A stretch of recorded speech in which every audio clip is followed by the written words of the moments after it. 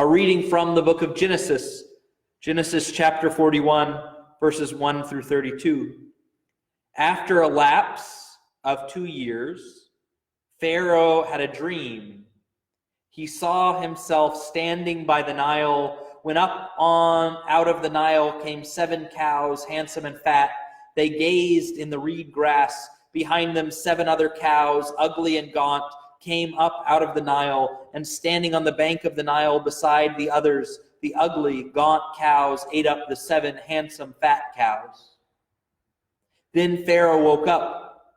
He fell asleep again and had another dream. He saw 7 ears of grain, fat and healthy, growing on a single stalk. Behind them sprouted 7 ears of grain, thin and blasted by the east wind. And the 7 thin ears swallowed up the 7 fat, healthy ears.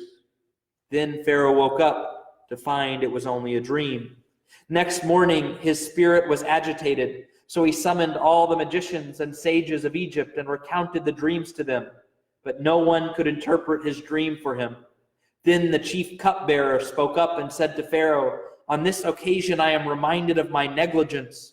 Once when Pharaoh was angry, he put me and the chief baker in custody in the house of the chief steward.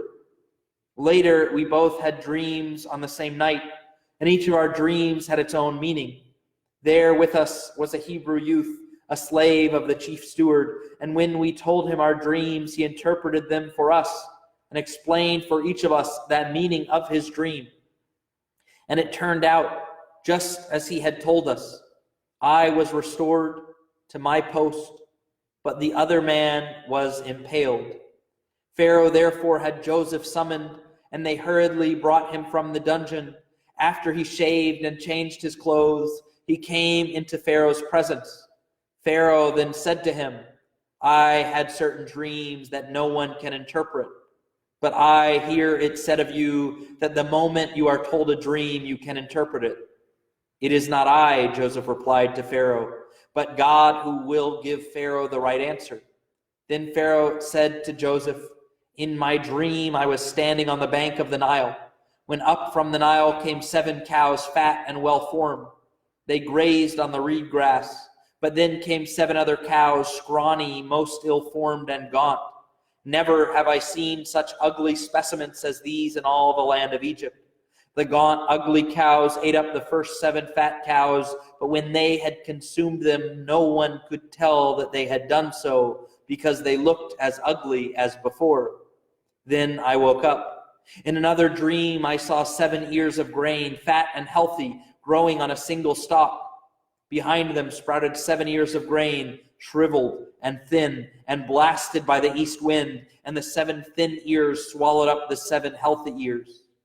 I have spoken to the magicians, but none of them can give me an explanation. Joseph said to Pharaoh, both of Pharaoh's dreams have the same meaning. God has thus foretold to Pharaoh what he is about to do. The 7 healthy cows are 7 years, and the 7 healthy ears are 7 years. The same in each dream. So also the 7 thin, ugly cows that came up after them are 7 years, as are the 7 thin, wind-blasted ears. They are 7 years of famine. It is just as I told Pharaoh. God has revealed to Pharaoh what he is about to do. 7 years of great abundance are now coming throughout the land of Egypt, but these will be followed by 7 years of famine, when all the abundance in the land of Egypt will be forgotten. When the famine has ravaged the land, no trace of the abundance will be found in the land because of the famine that follows it. So utterly severe will that famine be. That Pharaoh had the same dream twice means that the matter has been reaffirmed by God and that God will soon bring it about.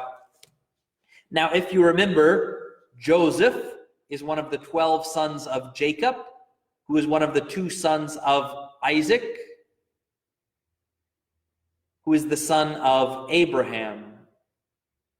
And it is through Abraham that God makes a promise. It is through Isaac that God makes a promise. It is through Jacob, also known as Israel, that God makes a promise. And then Joseph, among the 12 sons, is given a special place.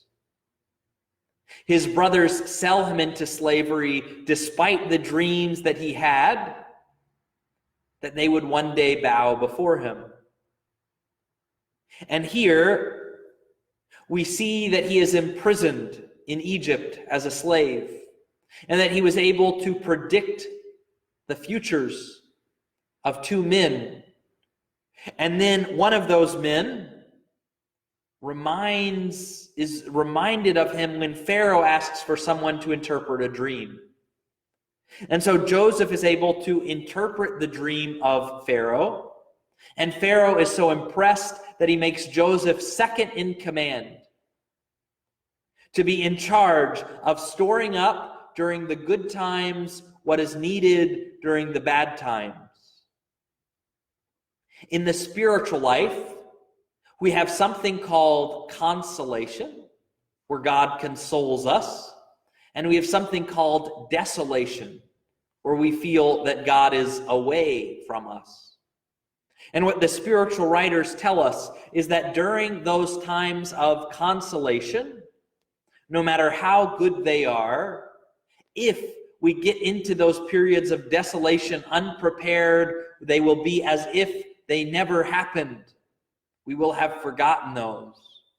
But if we are able to take those periods of consolation, if we are able to take those periods where we can pray, if we are able to take those periods where God reveals himself to us or shows himself to us, then we are able to take that good thing that he has given us and carry it week to week to week. When we receive communion and Jesus comes to us, we should keep him with us for the week, for the month, for the rest of our lives. This is how we can follow this advice of Joseph. When you have an abundance, not only of earthly things, but of spiritual things, store them up.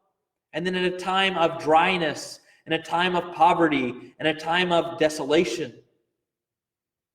you will have these memories, you will have these blessings, you will have these consolations for years to come.